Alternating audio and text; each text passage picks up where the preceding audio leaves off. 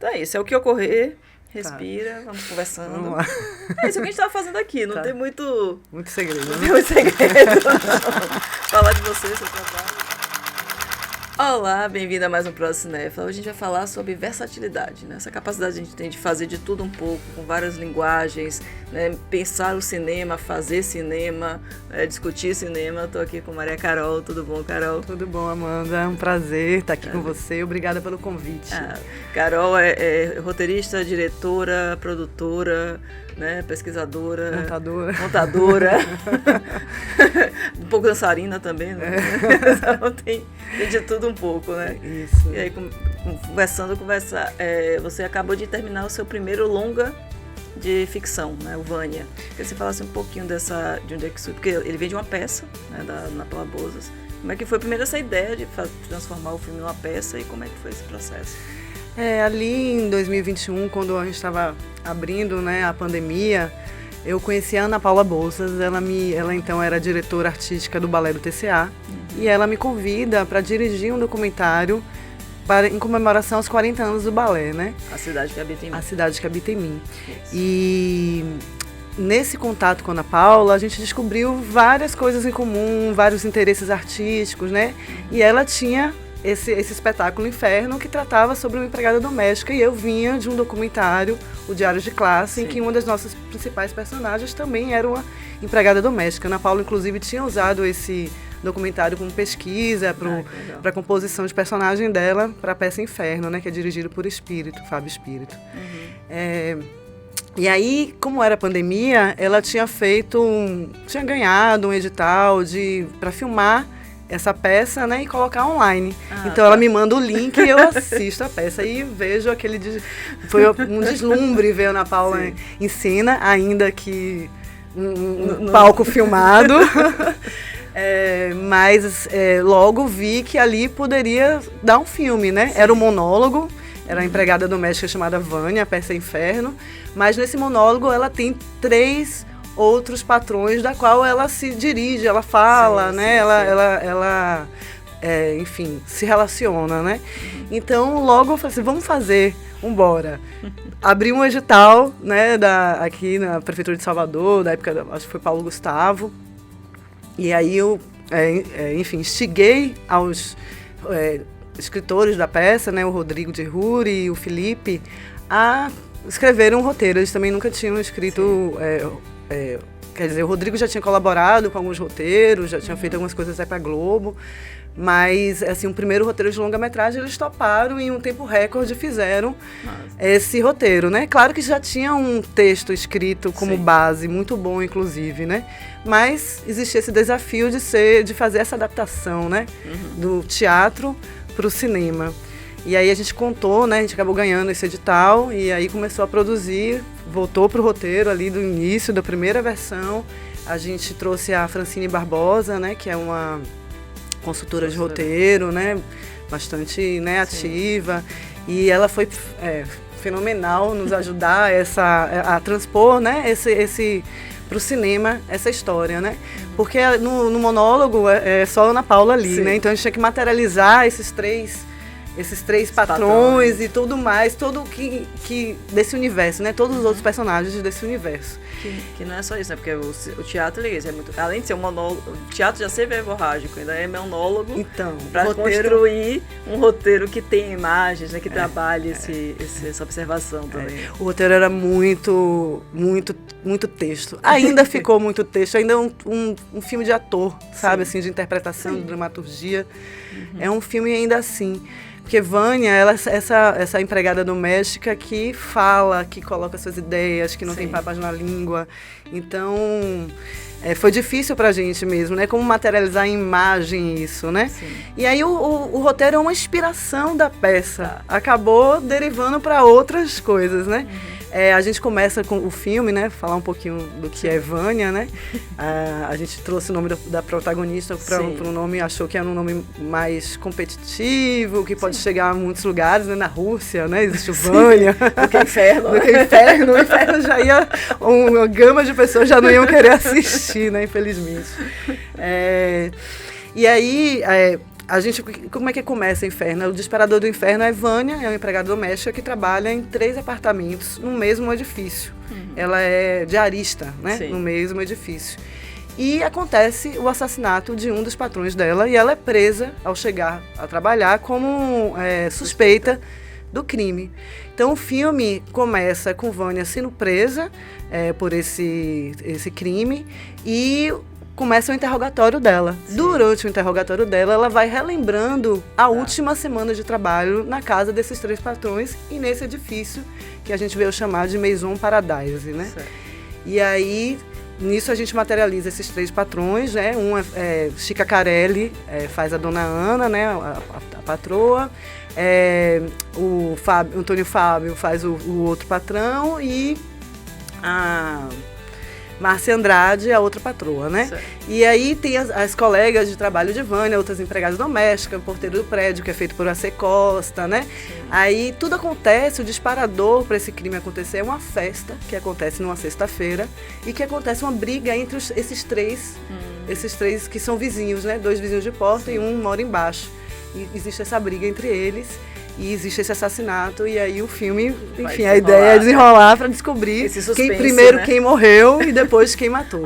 Interessante. A gente não começa dizendo quem morreu. Qual dos 3 que foi morto, né? Enfim, aí é um thriller, assim, um drama policial, com pitadas de humor e mistério, feito em Salvador, com recurso muito pouco, né? A gente ganhou esse recurso...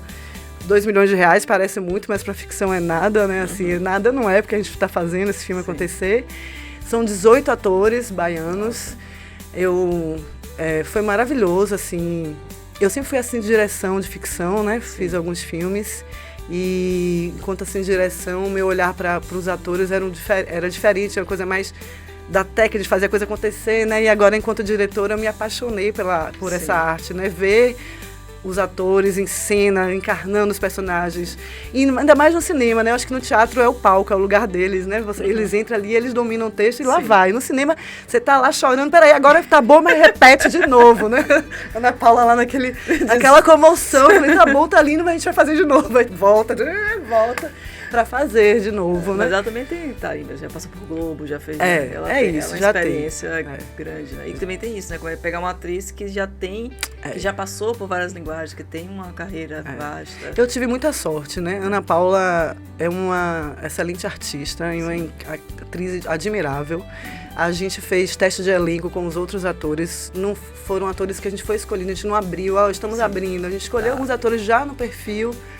Eu não fiz o teste de elenco, foi uma coisa que eu queria já ver no vídeo, não queria estar não é contaminado, mas eu queria esse contato lá, né? Porque, enfim, acaba influindo, né, na nossa escolha. Mas uma grande parceira minha de trabalho também, que é a Lara Beck, que é montadora de alguns filmes que eu já fiz, foi quem fez o teste de elenco. E a gente acabou escolhendo essa constelação de atores baianos que me fizeram muito feliz durante o filme. A gente tem pouco tempo de filmagem, né? A gente optou filmar 5:2, então foram 20 diárias apenas. Eu gostaria de ter tido mais 1, 2 semanas. Mas, enfim, é o que temos. E ter esse acting preparado, pronto... Foi um investimento nosso também, orçamentário. A gente trouxe o Sérgio Espina, de São Paulo. Foi a única pessoa de fora que veio para fazer o filme.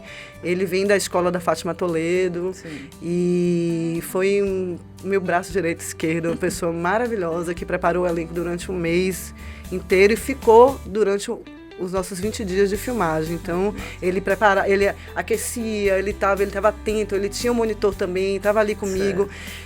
E não só ele, né, como toda a equipe, né? Eu aprendi também muito, já sabia disso, mas foi muito forte, Vânia, porque a equipe de cinema de um longa-metragem de ficção é muito maior, do que do documentário, né? Do que de animação não, mas é porque nós não somos estúdio de animação, né? Então, trabalhamos com poucas pessoas em home office e tal, mas ter aquelas 40, 50 pessoas, né, no set e entender que o diretor é sua equipe, né? Assim, ficou muito claro isso para mim, que a escolha dos meus parceiros no set de filmagem foi importantíssimo, né? Porque todo mundo que está ali fazendo cinema, nós que fazemos cinema aqui no Nordeste, na Bahia, que, né, precisamos de trabalhar, pagar as contas e tal. É porque a gente ama mesmo, a gente gosta, a gente quer estar ali. E todo mundo tem um pouco de artista dentro de si, em qualquer das suas funções, né? Você pode ser platô, você pode carregar coisas, objetos, mas você tem uma visão artística e cultural sobre aquilo que a gente está fazendo. Todo mundo lê o roteiro, ou quase todo mundo. Então, ambientado ali naquilo. Então, as pessoas têm as suas próprias visões e a direção está atenta e aberta para essas diversidades de olhares. Para mim, foi um exercício muito importante. E eu sou grata, né, por todos eles, assim, a minha continuista, a Inajara, que eu não conhecia, meu Deus, Inajara, não quero mais fazer filme sem, que é uma pessoa que está ali atenta, não só à continuidade da coisa, mas no próprio roteiro em si, sabe? A minha assistente de direção, o Sérgio, né? O Gabriel Teixeira, que é meu parceiro de todos os filmes, eu quero fazer sempre filmes com o Gabriel, porque é isso, é um espaço onde a gente se sente confortável, né? É aquele espaço do conforto que a gente precisa ter para um porto seguro. Né? Um porto seguro, é isso, um lugar seguro para esse grande desafio. Vânia foi um grande desafio, né? Eu sempre tenho dividido, sempre não, mas na grande maioria das vezes dividido a direção, né, com o Igor, que é sócio e parceiro da Lanterninha. Eu agora acabei de finalizar um mini doc para o TCA também sobre o Centro Técnico, dividindo a direção com o Moacir Gramacho também, que eu gosto muito de dividir a direção, né?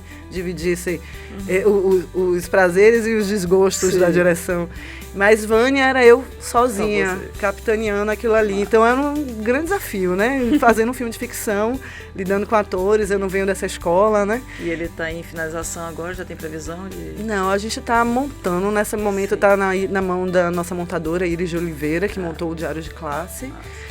Tá com ela, tô aqui ansiosa, não sei o que ela achou. Não sei o primeiro corte, nada ainda. Não vai chegar, ela tá assistindo as imagens, não sei nem o que ela achou. Em processo, né? Ainda não sei nem o que ela achou. Eu, durante a filmagem, as primeiras 2 semanas, eu chegava em casa, assistia, tanto que depois da primeira semana eu corrigi coisas, acrescentei cenas que eu achei que estavam faltando no roteiro, e a gente conseguiu fazer, mas as últimas 2 eu já não tinha mais energia para isso, né, para fazer isso, aí só fui assistir as imagens agora há pouco tempo, fiquei mais tranquila, né, que você fica com medo, meu Deus, uma coisa é a emoção da hora, do dia, e depois outra coisa é quando você volta para a ilha de edição mais fria, né, mais sem essa emoção, e ver o que a gente trouxe, né. Vamos ver o que vai ser desse filme. O processo foi muito bom, né? Que bom. Então vamos pegar assim, né, o que resultou Vânia, né? Vamos fazer o caminho contrário, né? Diário de Classe e A Cidade que Habita em Mim. São um documentário, né, mais clássico, digamos assim, né, com essas 3 mulheres. Como é que foi essa ideia, né? Pensar um pouco esse diário de classe, né? Chegar nessas mulheres, um tema tão denso, né, como a questão do encarceramento e essa busca, né, por reaprender, por se colocar. É isso, né? A gente tinha essa coisa, o Diário de Classe se espelha muito na história da minha família e na história de pessoas próximas a mim, né? Minha mãe mesmo estudou até a 4ª série, agora que ela fez o programa do governo para tirar o ensino fundamental, o ensino médio, aí tirou, fez um Enem o ano passado, passou num vestibular e está cursando online aos 67 anos, né? Nossa. Eu venho de avós analfabetos, né? Então, de uma família do interior muito grande, né? Minha avó teve 20 filhos, de pai de mãe, né? E de pai de pai, teve outros tantos. E quando eu tive meu filho, eu estava trabalhando, precisava contratar uma empregada, uma babá, e apareceu Nice, né? Que foi uma pessoa recomendada. Diários, né? E Nice não sabia ler e escrever. E eu nunca perguntei na entrevista se alguém podia saber, se ela sabia ler e escrever. Não era uma coisa que passava pela minha mente. Uma semana depois eu percebi que ela não sabia ler e escrever. Porque ela não conseguia. E aí eu fiquei, ela cuida de uma criança de 2, 3 anos, né? E aí o que a gente vai fazer, né? Precisa de algumas coisas. E aí eu falei assim, vou chegar junto com ela e vamos elaborar uma forma dela voltar para a escola e aprender a ler e escrever. E isso foi o disparador inicial do Diário de Classe. E aí, quando a gente ganha o recurso lá, a gente vai olhar para a educação e vai dizer assim, as mulheres ainda são as que menos têm acesso, as mulheres negras em especial. E aí, foi uma coisa que eu não sei quem foi, alguém, enfim, essas coisas que acontecem quando você começa a pesquisar as coisas começam a chegar até você. Veio me falar sobre a questão da educação dentro do presídio, né? Sim. E aquilo ali, que tinha uma escola no presídio, e aquilo ali eu fiquei, como que a gente vai falar de educação como prática da liberdade dentro de um lugar de encarceramento, Sim. né? Como é que funcionava isso, né? E aí foi o primeiro desejo, e minha pesquisadora Daiane Silva entrou em contato com a Carla Tirene, e a gente conseguiu entrar lá por carro no presídio. E, por um acaso, a diretora do presídio era professora de EJA também, né, de Educação de Jovens e Adultos. Então, aí nesse cenário, e aí, uma das questões também é que as empregadas domésticas, porque eu tinha vivido isso muito próximo na minha casa, então eu queria que uma das personagens fosse empregadas domésticas, a gente foi pesquisar e achou uma escola e uma sala de aula repleta de empregadas domésticas, que foi a que a gente escolheu para fazer, foi uma indicação até da prefeitura. E a outra era, já que eu estou falando de mulheres, a gente queria trazer gênero, né? Porque é isso, meu trabalho todo é essa interseção entre tudo, raça, classe, enfim, eu gosto de misturar mesmo, acho que a vida é complexa, são vários níveis e várias... as coisas se atravessam, elas nunca são isoladas, né? Então a gente trouxe a Tiffany, que a gente conheceu no abrigo Pérola de Cristo. Ela estava recém-chegada, ainda uma jovem, menos de 18 anos, passando por um processo de violência na sua cidade natal, né? De não aceitação do corpo dela enquanto uma mulher trans. E como é que essa mulher trans se enquadrava dentro daquela sala de aula, né? Como é que aquilo ali. E aí, como um disparador do filme, do Diários, a gente trouxe a coisa do cineclube, né? Que é que eu falo que tudo se mistura, né? Do Lanterninha, do projeto Lanterninha, daquilo que a gente já tinha vivido nas escolas, de como o cinema, como a arte, ela é disparadora dos assuntos, né? A arte imita a vida imita a arte e o cinema é muito potente para isso. Então, para a gente chegar nesses assuntos nas escolas, a gente exibia filmes. E com a ajuda dos professores, porque a ideia era fazer um cinema direto, né? Ficar um pouco mais escondido, observacional. É claro que nunca é 100%, não é puro isso. Inclusive no filme lá pra metade a gente esquece esse negócio e vai fazer outra coisa e vai modificando. Enfim, as professoras foram o nosso grande disparador, né? Foi o nosso intermediário para chegar nesses assuntos. Então tem uma cena que eu gosto muito no Diário de Classe, que é uma empregada doméstica chegando atrasada para a aula, e a professora já sabe que é o assunto que a gente queria e tal. Aí ela instiga, e a outra, não é, aí instiga a outra aluna, que é a nossa personagem, né? Sim. E aí acontece aquela discussão toda entre elas, que é muito pertinente, né? De uma dizer, e essa escola aqui não parece uma nova senzala, né? Tudo escuro, tudo cheio de grade, né? Então essas coisas, né? Provocando. Então o Diário de Classe é que começou essa costura. E ele passeou bastante, né? Foi para vários festivais. Ele foi. Eu tenho ainda... enfim, uma dificuldade mesmo de distribuir, né? Um pouco assim. Eu ainda não cheguei a produzir, a criar os projetos e tal, mas a hora de distribuição, de inscrever em festivais, eu escrevi, coloquei em alguns, mas não foram tantos quanto poderiam ser, né? Eu lembro que ele circulou Ele circulou bastante, ele foi pro cinema, ele ficou 8 semanas em cartaz no MS, por exemplo. Ele tá licenciado para algum... Agora, mas não, mentira, TV Senado, tá na TV Senado agora. Mas já está acabando nossos contratos de distribuidora, né? Eu já estou querendo já há algum tempo botar ele no YouTube, né? A gente sempre dá o link. Até hoje eu recebo muito convite de escolas, faculdades, de pessoas que tiveram acesso ao documentário em algum momento e pedem para fazer trabalhos, né? Ele já participou de uma mesa da Socine, então... A gente ganha para alguns TCCs de alunos meus também. É isso, então algumas pessoas vêm atrás dos diários para como esse recurso, né? Saber que o cinema como é massa.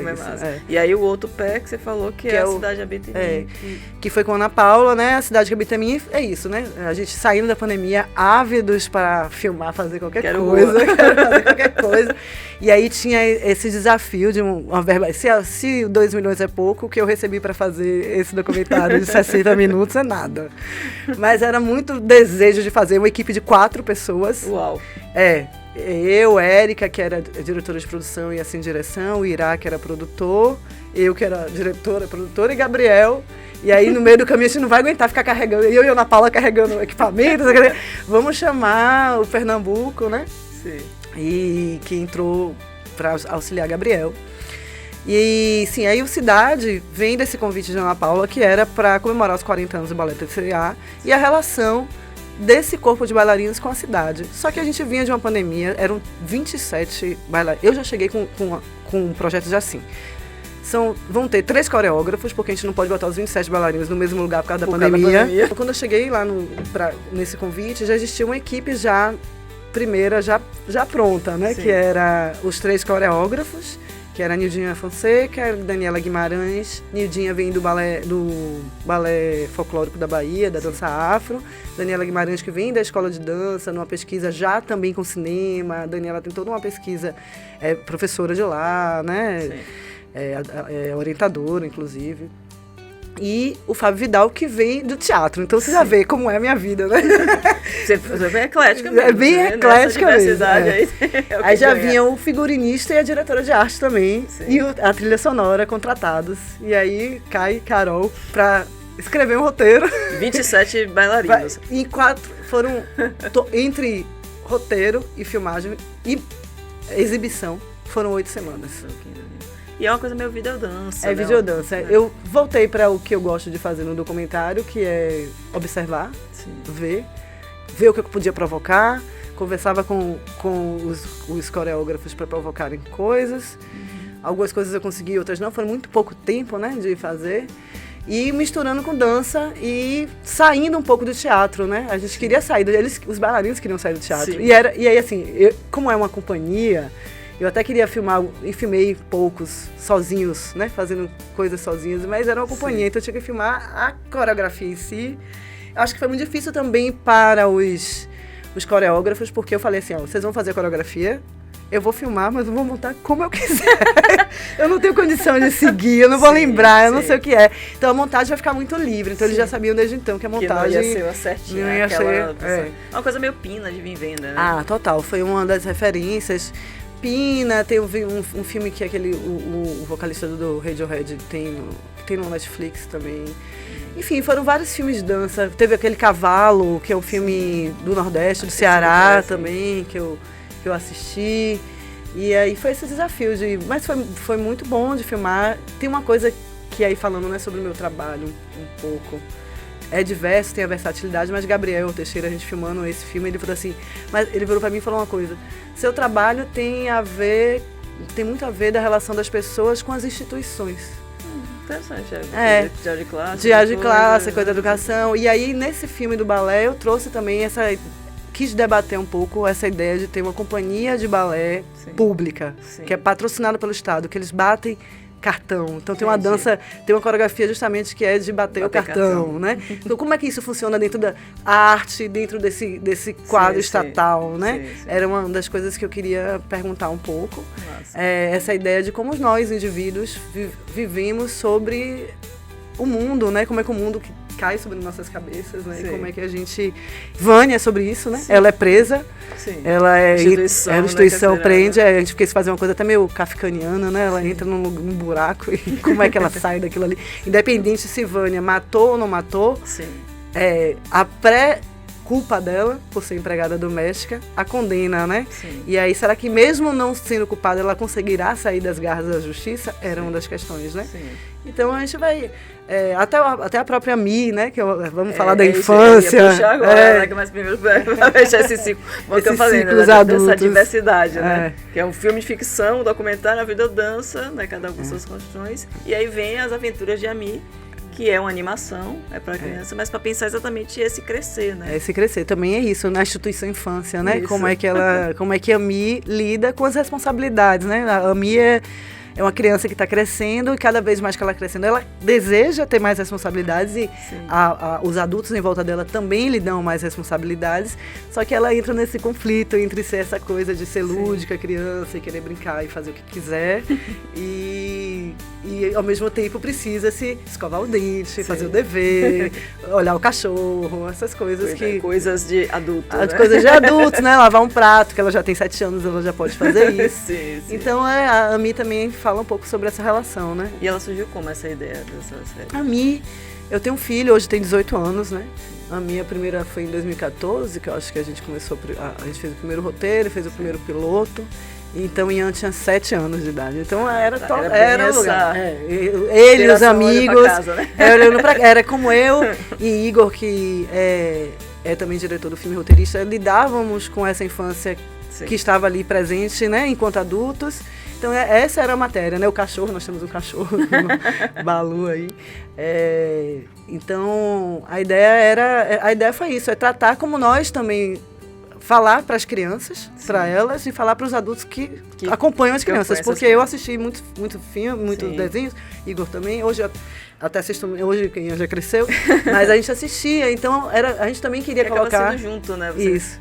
E a gente queria colocar referências para os adultos também. Então tem várias referências de Michael Jackson, de várias coisas que o pai e a mãe que assistem também gostam, entendeu? Então é um desenho que é para toda a família. Cria aquelas camadas, né? A criança tá vendo uma coisa, você também tá vendo outra coisa.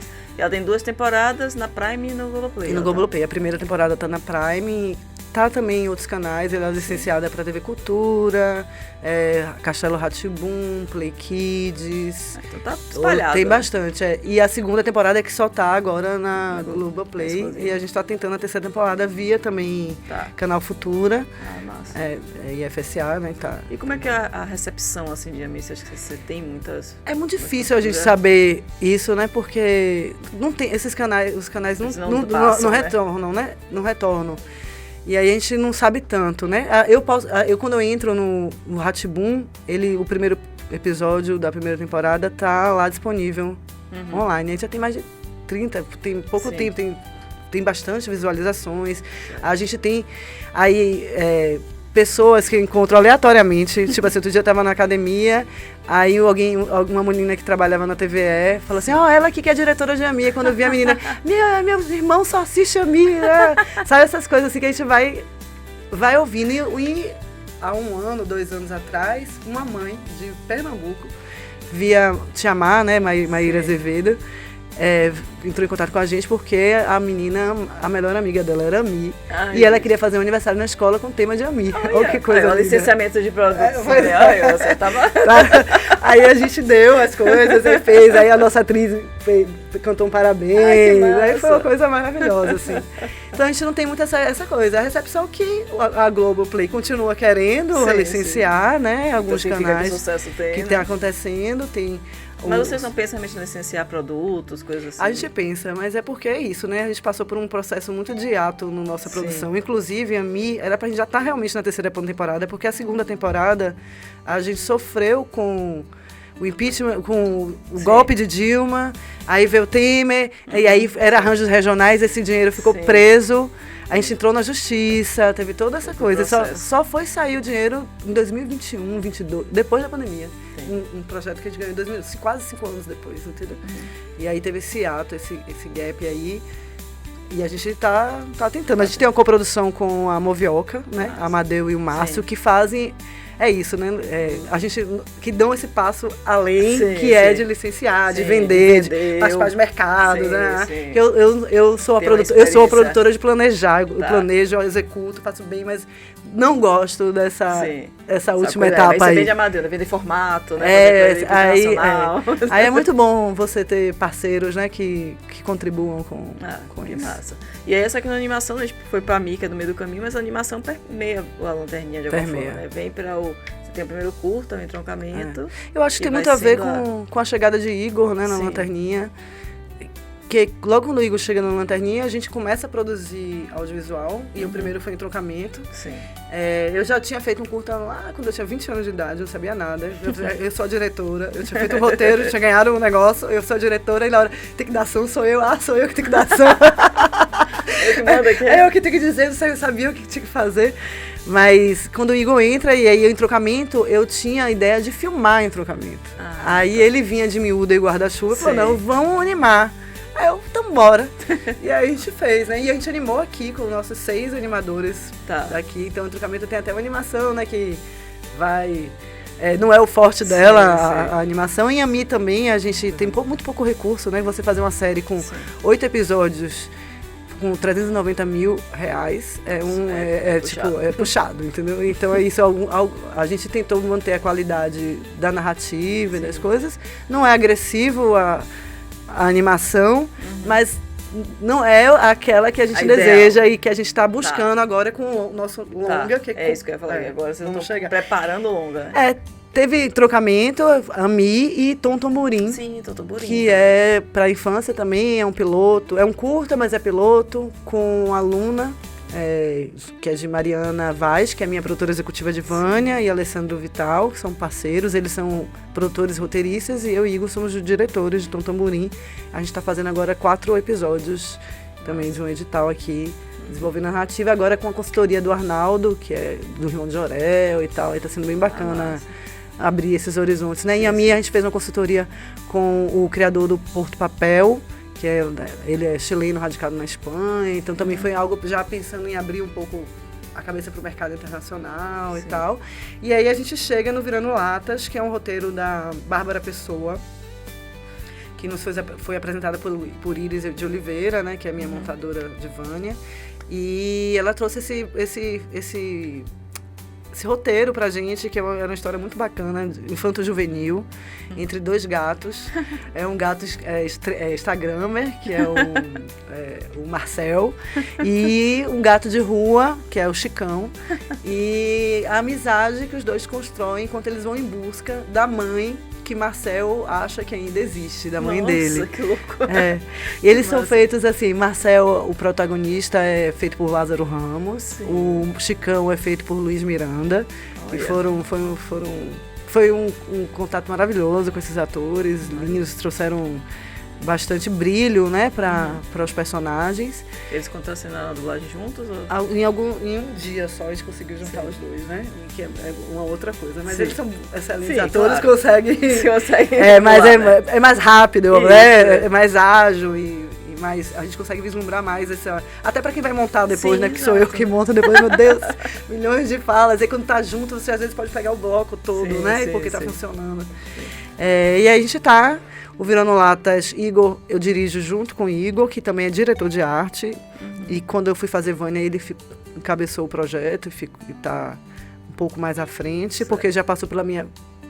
Eu sou, né, na nossa parceria, né, de animação, sempre nesse momento inicial, né, Igor sempre está trazendo inicialmente, né, isso de uns tempos para cá, as ideias iniciais, ele elabora os roteiros de uma maneira mais livre, e aí eu venho lapidando, organizando, propondo outras coisas, a gente vai discutindo até chegar o formato final, com participação da equipe também, né? Claro. E esse roteiro desse longa, enfim, como todo roteiro, vai sendo modificado, vai vindo, e a gente tem um grupo, né? São 5 pessoas que fazem Animatic, são 3 animaticadoras, o pessoal da arte também, a equipe pequena também, é muito hercúleo, né, pra gente fazer. E agora tá entrando a Molde, que é um estúdio de animação lá da Paraíba, a gente tá bem feliz, porque a gente sempre fez com o pessoal de Blumenau e agora tá fazendo pro Nordeste, tá achando aqui, até na reunião o sotaque, sabe, assim, é uma coisa gostosa, é uma parceria, gerar renda para aqui, deixar o dinheiro aqui, né, claro que eles vão contratar animadores do país inteiro, né? Enfim. Até que hoje em dia, ainda mais que é home office, essas coisas. Mas assim, e aí isso é uma coisa legal, assim, que eu faço, né? Essa parte do roteiro, aí a gente grava com os atores, eu também capitaneio muito essa parte da gravação, né? No Virando Latas, a Ana Paula Bouzas foi a minha preparadora de elenco, também estava durante as gravações, e Jarbas Bittencourt, que é esse filme, a gente acabou, o roteiro não tinha isso, mas a gente acabou trazendo um musical para o filme, então tem uns 10 clipes de músicas no meio do filme, que aí é Jarbas que fez a trilha de Tortarado, né? Sublime, assim, ele arrasa, na nossa opinião, ele arrasa nesses clipes, nessas músicas. E é um filme infantil? Então. É um filme infanto-juvenil, É infanto-juvenil, a gente vai editar, faz um monstro, que a gente chama de monstro, né? Com o storyboard. Sim. E aí vai entrando no Animatic e a gente vai refazendo esse storyboard. Às vezes vai refazendo falas novas e depois vou regravar. Processo, né? Até chegar lá. E aí uma coisa interessante que a gente vai filmar ficção, né? E a gente sofre tanto, hoje em dia não é mais 12 horas, né? Foi 11 horas de set. E aí, pegando e deixando em casa, né? 11 horas de set. E aí a gente sofre tanto pra filmar que chega em casa, quando eu abri o HD, tinha 3 planos, sabe? Ai, socorro!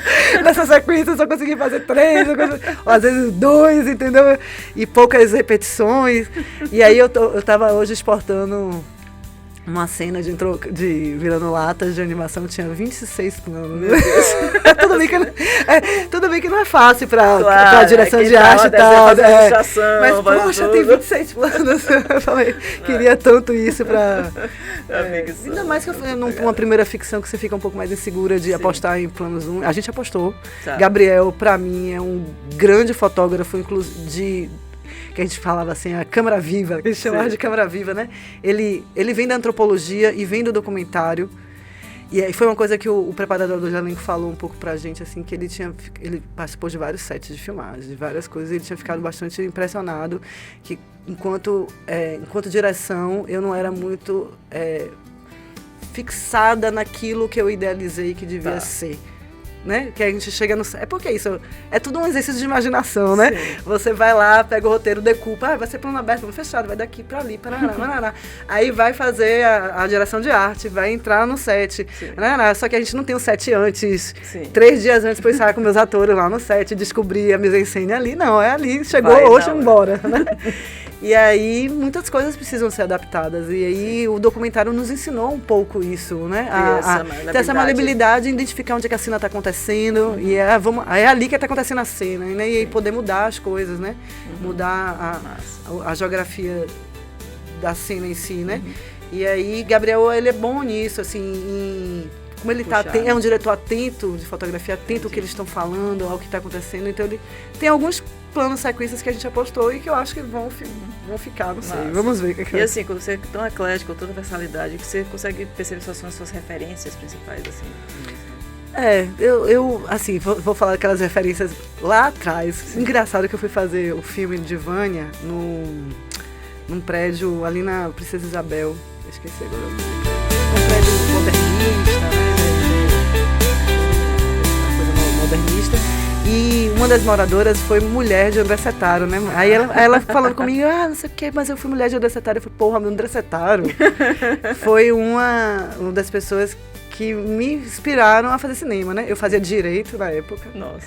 E não estava muito feliz com o curso e tal. E aí tinha essa disciplina oferecendo que era cinema internacional. Sim. Eu falei, eu era cinéfila, eu era optativa, eu era cinéfila, adorava assistir filmes, assistia muito, sem entender o que era isso, não tinha nenhuma referência artística na minha casa. Nossa. E aí fui lá fazer. E aí foi um semestre inteiro de Hitchcock. De Hitchcock. Aí foi um cineasta que sim, que marcou, né? Marcou muito. E sim, eu tentei trazer algo ali em Vânia que tivesse inspiração nele. E gosto muito. Aí vem pro outro lado do Tarkovsky, que eu tava reassistindo inspirando, né? Pra buscar inspiração nos planos, tá? E aí reassistindo a infância de Ivan, né? Sim. Tem um plano que eu achei lindo, né? Que os destroços, a câmera dentro de uma casa destroçada, aí tem um vento que abre e a porta, né? E abre e fecha a porta, e lá na perspectiva, lá no fundo, vem o nosso personagem catando coisas. Então, como dar essas profundidades no set, né? Como trazer isso para essa coisa do tempo e do espaço, da geografia de Tarkovsky, assim. No cinema nacional, eu gosto muito da Maria...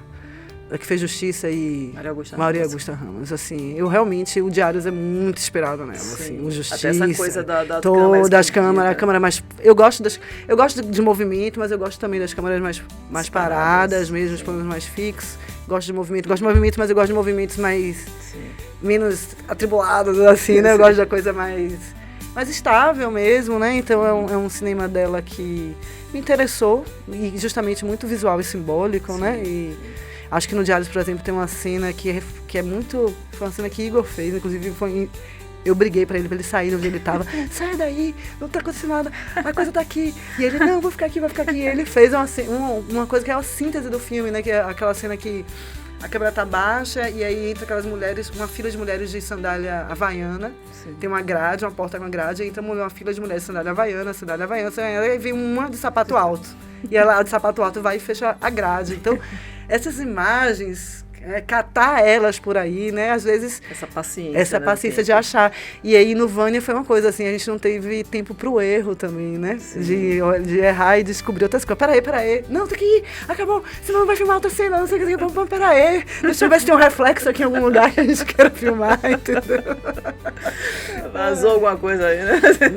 Essa coisa do... sei lá, do contemplado. Sim. Não errar, né?